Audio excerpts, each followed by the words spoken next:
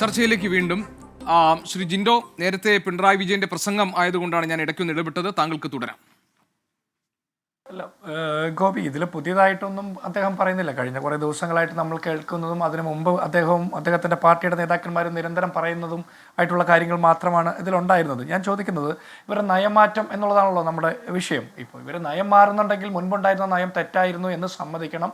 ആ നയത്തിൻ്റെ തെറ്റ് മൂലം കേരളത്തിനുണ്ടായ നഷ്ടങ്ങളെ ഏറ്റെടുത്തിട്ട് അതിൻ്റെ ഉത്തരവാദിത്തം ഏറ്റെടുത്തിട്ട് പുതിയ നയത്തിലേക്ക് പോകണം. പിന്നെ അതിനപ്പുറത്ത് ഈ പ്രസംഗത്തിൽ അദ്ദേഹം കോൺഗ്രസിനെ കുറ്റപ്പെടുത്തുന്നത്, ജിൻഡോ, കേന്ദ്ര സർക്കാർ കേരളത്തെ സാമ്പത്തികമായി ഞെരുക്കുമ്പോൾ കേന്ദ്രത്തിന് അനുകൂലമായ നിലപാട് സ്വീകരിച്ച് നാടിന്റെ വികസനത്തിനെതിരായി കോൺഗ്രസ് നിലകൊള്ളുന്നു എന്നാണ്. അല്ല ഗോപി, ഇതിൽ വയനാട് ദുരിതാശ്വാസവുമായി ബന്ധപ്പെട്ട വിഷയത്തിൽ കേന്ദ്ര സർക്കാരിനെ അനുകൂലിക്കുന്ന ഏതെങ്കിലും ഒരു നേതാവ്, കോൺഗ്രസിൻ്റെ ഒരു ബൂത്ത് തലം തൊട്ട് AICC വരെയുള്ള ഒരു നേതാവ് എടുത്തൊരു നിലപാട് ഗോപിക്കോ കേരളത്തിലെ ഏതെങ്കിലും ഒരു മാധ്യമ പ്രവർത്തകർക്ക് ചൂണ്ടിക്കാണിക്കാൻ പറ്റുമോ? ഈ CPM നേതാക്കന്മാർ പിണറായി വിജയനെ പോലുള്ള ആളുകൾ നിരന്തരം കള്ളം പറയുന്നുണ്ട്.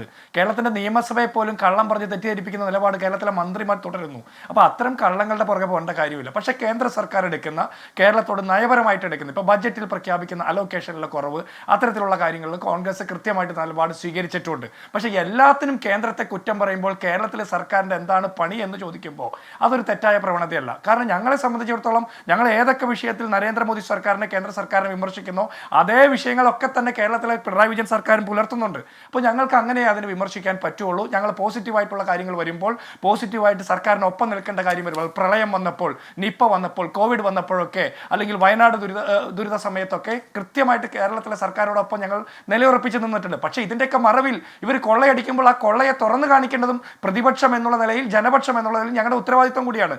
അങ്ങനെ തുറന്നു കാണിക്കുമ്പോൾ കോൺഗ്രസ് മോശപ്പെട്ട പാർട്ടിയാണെന്ന് പറയുമ്പോൾ 11 വർഷം മുമ്പ് ഈ രാജ്യത്തെ അധികാരത്തിൽ നിന്ന് പുറത്തേക്ക് പോയ കോൺഗ്രസിനെ നരേന്ദ്രമോദി കുറ്റം പറയുന്നതിന് തുല്യമാണ് 9 വർഷം മുമ്പ് കേരളത്തിൽ അധികാരത്തിൽ നിന്ന് പുറത്തേക്ക് പോയ കോൺഗ്രസിനെ ഇനിയും കുറ്റം പറയുന്നത്. 9 വർഷത്തെ അദ്ദേഹത്തിന്റെ വികസന നേട്ടങ്ങളെ എണ്ണി പറഞ്ഞുകൊണ്ട് വേണ്ടേ ഈ നയരേഖ അവതരിപ്പിക്കാൻ? അതിന് പകരം പുതിയ പുതിയ സെസ് ഏർപ്പെടുത്തും, പുതിയ പുതിയ ടോൾ ഏർപ്പെടുത്തും എന്നൊക്കെ പറയുമ്പോൾ അത് സാധാരണക്കാരുടെ മേഖലയിലേക്കല്ലേ വീണ്ടും ഈ നികുതിയുടെ മുഖം വെച്ചു കൊടുക്കുന്നത്? പാവപ്പെട്ടവനിൽ നിന്നല്ലേ കൂടുതൽ പിരിച്ചെടുക്കാനും പിഴിഞ്ഞെടുക്കാനും ശ്രമിക്കുന്നത്? ഇവിടെ കാലിയായ സപ്ലൈകോ ഔട്ട്ലെറ്റ് കുറെ കൂടി സാധനങ്ങൾ കൊണ്ട് നിറയ്ക്കാനും വിലക്കുറവിൽ സാധനം കൊടുക്കാനും ശ്രമിക്കുന്നില്ലല്ലോ.